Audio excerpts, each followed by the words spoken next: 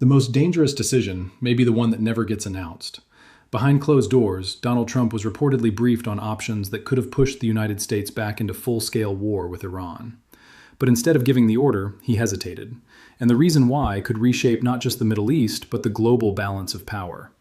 The first sign that something unusual was happening did not come from a battlefield. It came from reports emerging out of Washington. According to reporting cited by the Times of Israel, President Donald Trump recently weighed the possibility of returning to a broader military campaign against Iran after receiving detailed briefings from senior defense officials, including Defense Secretary Pete Hegseth and General Dan Kane. The discussions reportedly focused on what military options remained available if diplomacy failed, or if Iran crossed what the administration considered unacceptable red lines. But the striking part wasn't that military plans existed. Every major military power prepares contingency plans. The real surprise was that, after reviewing those options, Trump reportedly chose, for now, to continue pursuing diplomacy instead of immediately expanding the conflict. Officials familiar with the discussion suggested he believes another full-scale war could jeopardize ongoing efforts to reach a broader understanding over Iran's nuclear program.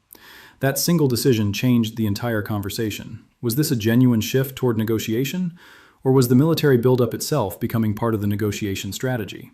Because if those war plans remain on the table, then the headlines we've seen so far may only be the surface of a much larger geopolitical game. And this is just the tip of the iceberg. On paper, the region may look quieter than it did during the height of recent fighting, but maps can be deceptive. Beneath the headlines, military assets remain in position, intelligence networks continue watching every movement, and commanders on every side know that a single miscalculation could erase months of diplomatic progress overnight. This is the uncomfortable reality of modern geopolitics. Wars do not always begin with a dramatic declaration. Sometimes they begin with a radar signal interpreted the wrong way, a missile launch mistaken for something larger, a strike that was intended to be limited but is viewed as the opening shot of a much broader campaign. That possibility is exactly why Trump's reported deliberations matter. If the president was reviewing full-scale military options, it means the Pentagon had already prepared scenarios for what escalation could look like. Those plans are standard practice. They do not mean a war is inevitable. But they do mean Washington wants to understand every possible outcome before making a decision that could reshape the region for years. Meanwhile, Tehran is watching every public statement coming from Washington just as closely as Washington is watching Tehran. Every speech, every military exercise, every satellite image, and every diplomatic message becomes another clue in a dangerous game where both sides are trying to read intentions without triggering the very conflict they hope to avoid. And there is another layer that receives far less attention. America is not the only audience. Regional allies are calculating their own responses. Energy markets react to even the hint of instability around the Persian Gulf. Rival powers study every move for signs of American resolve or hesitation. What looks like a conversation between Washington and Tehran is, in reality, being observed by capitals across Europe, the Middle East, and Asia. That creates a paradox. Choosing diplomacy can be interpreted as restraint or as weakness. Preparing military options can be interpreted as deterrence or as preparation for war. The same action sends different messages to different audiences, making every decision extraordinarily difficult. So while the public debate focuses on whether Trump will strike or negotiate, the more important question may be something else entirely. What exactly was contained inside those military briefings that made a president who had reportedly considered stronger military action decide to hold back? For now. Because the answer isn't simply about bombs or missiles, it's about leverage. And once you understand that, the entire story begins to look very different. Here's what's actually happening. The headline isn't that the United States suddenly discovered new military options against Iran. Those options have existed for years in one form or another. The real revelation is that, according to reporting cited by the Times of Israel, President Donald Trump was reportedly presented with plans for a return to broader military operations, and after considering them, chose not to execute them, at least for now. That distinction changes everything. In Washington, military planning and political decision-making are two very different things. The Pentagon's job is to prepare options for virtually every conceivable scenario. Presidents are expected to review those options, weigh the risks, and decide whether using force advances America's broader objectives or creates even greater problems. According to the reports, Trump's concern was not simply whether the United States could launch another campaign. It was whether doing so would undermine an ongoing diplomatic effort aimed at limiting Iran's nuclear activities. If diplomacy still had a realistic chance of succeeding, then launching a broader war could eliminate that opportunity overnight. That does not mean military pressure disappeared. In fact, the reporting suggests the opposite. The administration was reportedly willing to keep the option of limited, targeted strikes available if Iran violated key understandings, while avoiding an immediate return to an open-ended regional war. In other words, military force remained part of the equation, but as leverage rather than the first choice. This is where the title's mystery begins to make sense. The question was never whether Trump had war plans on his desk. Any American president facing a crisis with Iran almost certainly would. The real story is that he reportedly reviewed those plans, understood what they could achieve, understood what they could also trigger, and chose to leave them in reserve while diplomacy continued. That decision carries enormous strategic weight. A full-scale conflict could involve missile exchanges, attacks on U.S. forces in the region, disruption to shipping through the Strait of Hormuz, pressure on regional allies, and significant economic consequences. Those risks do not guarantee such outcomes, but they are exactly the kinds of scenarios military planners and policymakers must evaluate before authorizing major operations. By delaying military escalation, Washington may be trying to preserve two forms of leverage at the same time: the credibility of military force and the possibility of a negotiated settlement. Whether that strategy ultimately succeeds remains uncertain. Iran's actions, regional developments, and future negotiations could all change the equation. But this much is clear. The most important decision in this story may not be the military option that was presented. It may be the military option that, for now, was deliberately left unused. Let me explain how this actually works. One of the most misunderstood ideas in international politics is the belief that preparing for war automatically means a country wants war. In reality, governments often prepare military options precisely because they hope they never have to use them. The concept is known as coercive diplomacy, using the credible possibility of force to influence an opponent's decisions while still leaving the door open for negotiation. Think of it like a high-stakes game of chess. A strong player doesn't move the queen simply because it's available. Instead, they position powerful pieces where they threaten multiple outcomes at once. The threat itself changes how the opponent plays. Sometimes the most valuable move is the one that is never made, because the possibility of making it forces the other side to rethink its strategy. That appears to be the logic behind the reported discussions in Washington. If the reports are accurate, the administration wanted Iran to understand that broader military action remained possible. At the same time, it also wanted Tehran to believe there was still a diplomatic path forward. Those two messages may sound contradictory, but in strategic negotiations, they often work together. Military planners call this preserving credible options. If a government publicly rules out military action under every circumstance, its negotiating position may weaken because the other side no longer fears consequences. On the other hand, if it launches military operations too quickly, it can lose diplomatic leverage, unite opponents, and become locked into a conflict that is expensive, unpredictable, and difficult to end. The objective is to keep both possibilities alive for as long as they remain useful. History offers several examples.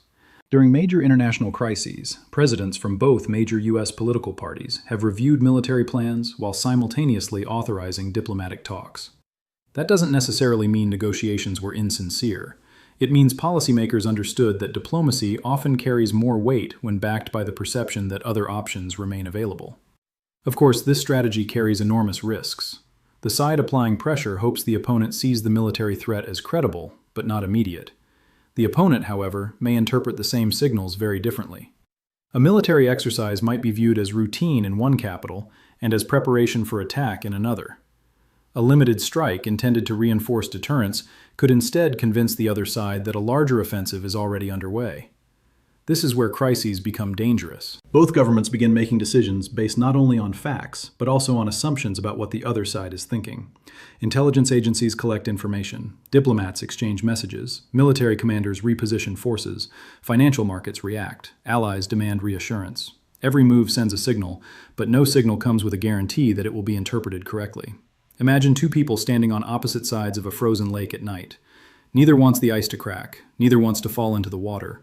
But each takes cautious steps, trying to convince the other to back away first. If one side moves too aggressively, the other may panic. If one side appears too passive, the other may press forward.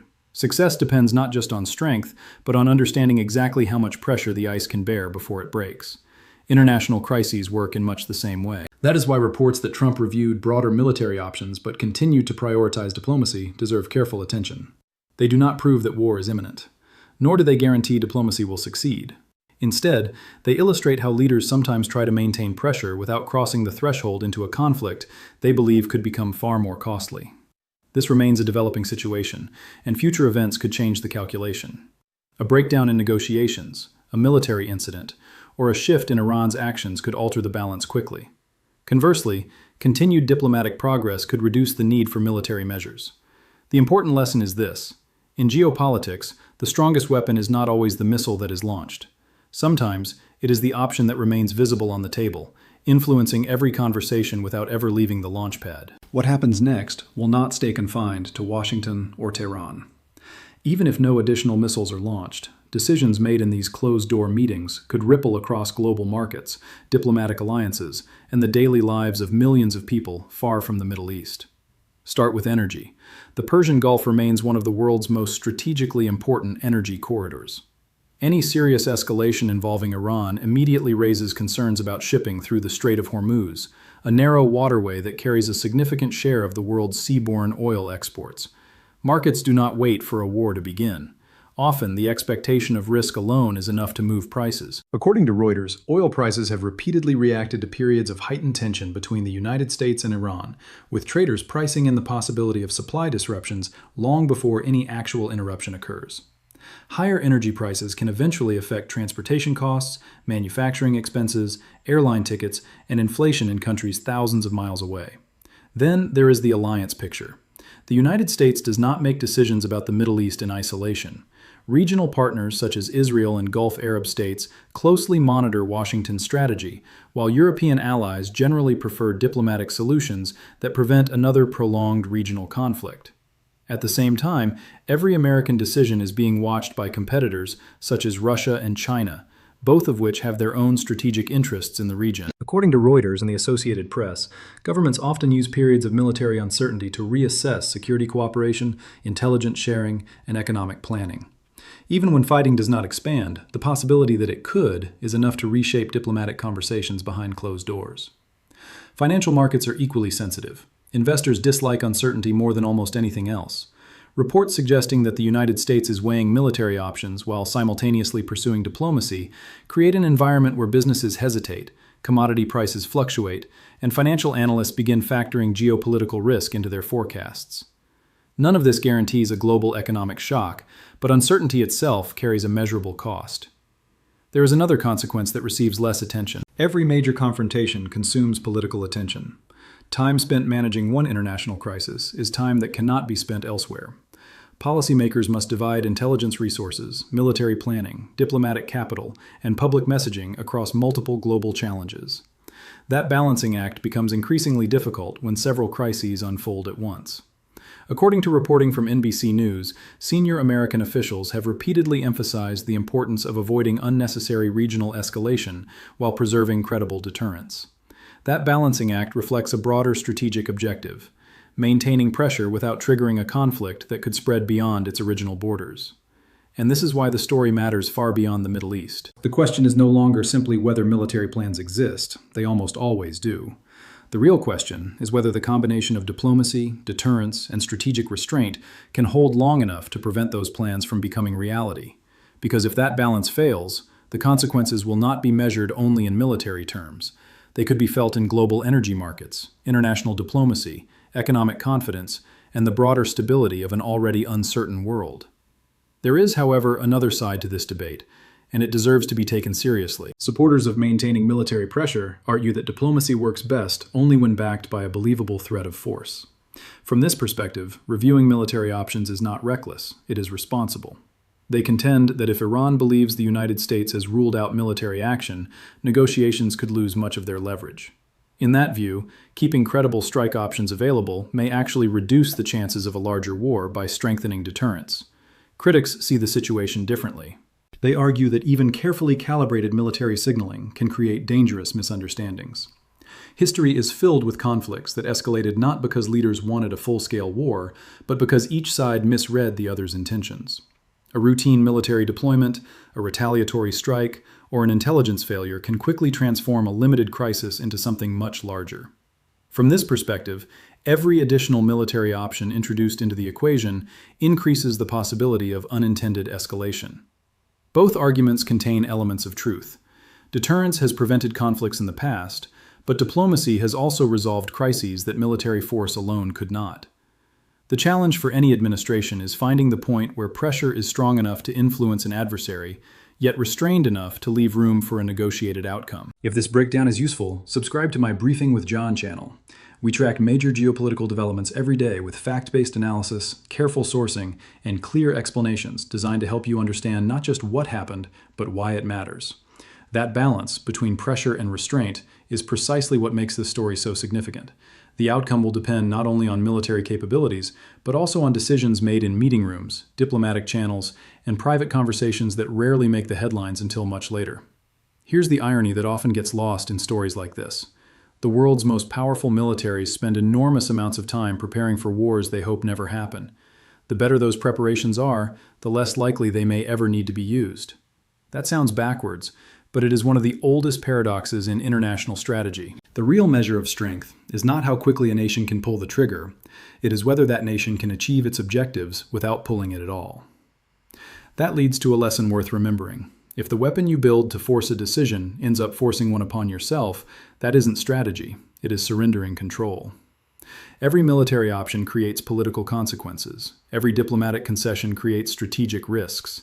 The art of statecraft lies in balancing both without allowing either to dictate the outcome. So, while headlines focus on missiles, aircraft, and military briefings, the decisive battle may be taking place somewhere much quieter, in negotiation rooms, intelligence assessments, and the calculations inside the minds of leaders trying to avoid the one mistake that cannot be undone. And sometimes, history remembers not the war that was fought, but the war that came close enough to change everyone's behavior without ever fully beginning. Step back from the daily headlines, and an even larger picture begins to emerge. This story is not simply about whether Donald Trump chooses diplomacy or military action.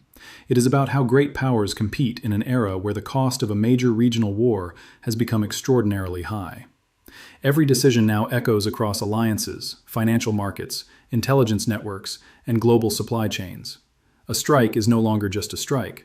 A negotiation is no longer just a negotiation.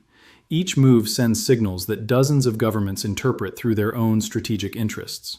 So who quietly benefits from this uncertainty? The answer is more complicated than many headlines suggest. If diplomacy succeeds, Washington avoids another costly military campaign while preserving pressure on Iran's nuclear program. Iran gains an opportunity to reduce immediate military risks without abandoning its broader strategic objectives. Regional partners gain time to strengthen their own defenses and coordinate with allies. Energy-importing nations hope to avoid another shock to global oil markets. But if uncertainty continues without a clear resolution, other major powers may find opportunities to expand their influence. Countries like China and Russia have frequently sought to deepen diplomatic and economic relationships in the Middle East during periods when U.S. attention is consumed by regional crises. That does not mean they caused the current situation, nor does it guarantee they will emerge as winners. It simply reflects a recurring pattern in international politics. When one major power is preoccupied, others often look for openings to advance their own interests. That is the bigger game. Every week spent balancing deterrence and diplomacy is also a week in which competitors observe American decision-making, allies reassess long-term security planning, and markets adjust to the possibility that today's temporary calm could disappear tomorrow. And that brings us to the next 72 hours. The first thing to watch is whether negotiations continue to produce tangible progress. New official statements from Washington, Tehran, or intermediary governments could indicate whether diplomacy is still moving forward or whether positions are hardening. A noticeable change in public messaging from either side could signal a shift in strategy. The second thing to watch is military posture, not military action.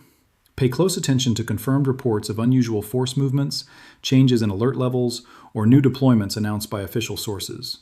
Those developments do not automatically mean conflict is imminent, but they can provide valuable clues about how each side is preparing for possible scenarios. Just as important is what doesn't happen. If diplomacy continues quietly while military activity remains limited, that may suggest both sides still believe they have more to gain through negotiation than confrontation. On the other hand, if talks stall and rhetoric sharpens, the risk of miscalculation could increase, even if neither government is actively seeking a broader war. The key is to separate verified developments from speculation. In fast-moving geopolitical crises, rumors often spread faster than facts. Military planning is frequently mistaken for imminent military action. Diplomatic silence is often interpreted as failure when negotiations may simply be taking place behind closed doors. The most reliable conclusions come from confirmed reporting, official statements, and observable events, not anonymous social media claims. That is why we'll continue following this story carefully as new information emerges. Now it's your turn. Do you think maintaining military pressure while pursuing diplomacy is the right strategy, or do you believe one path inevitably undermines the other?